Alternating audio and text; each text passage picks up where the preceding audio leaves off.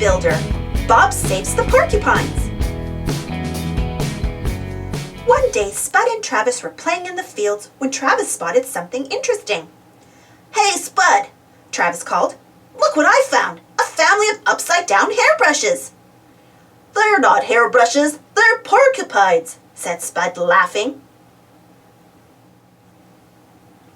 Meanwhile, back at Farmer Pickle's house, Bob and the team were fixing a road. Muck was backing up noisily. "Lift a bit, right a bit," yelled Bob. With a loud squeak, Muck stopped and poured gravel onto the road. "Great job," shouted Bob.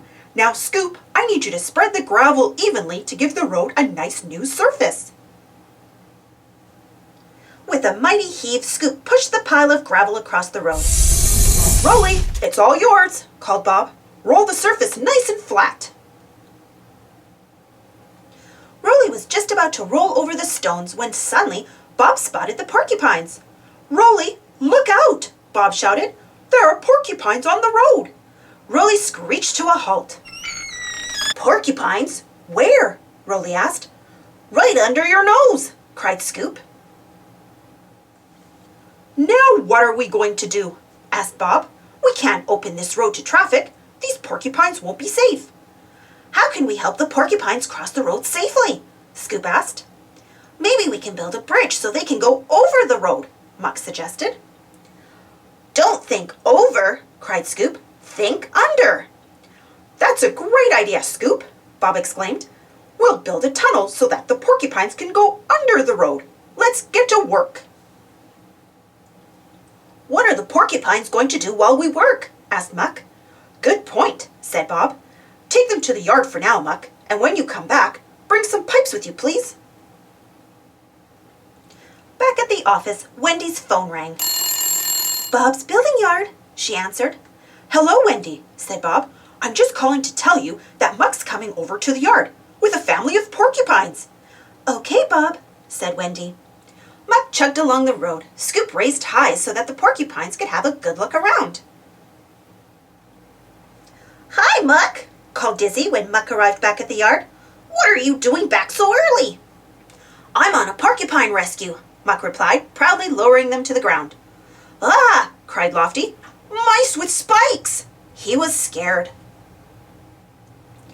"No, silly," said Wendy, laughing as she came outside. "They're not mice, they're porcupines." Then she set a bowl of water on the ground for the porcupines to drink. "Now, Muck, you better get going. Bob said he needed those pipes right away." Back at the road, Bob was deciding where to put the tunnel. "You can start digging where my tape measure ends," he told Scoop.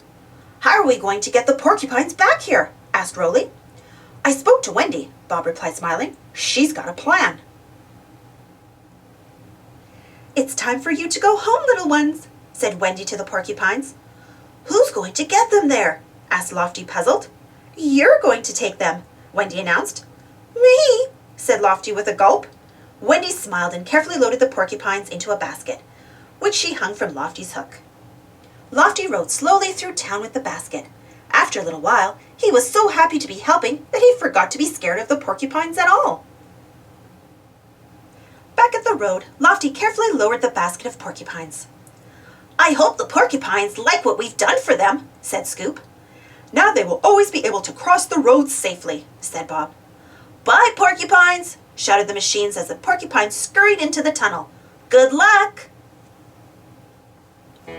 "Look at that," said Bob. "My very first porcupine tunnel." Thanks for watching. Don't forget to subscribe and share, and follow me on Instagram. See you next time.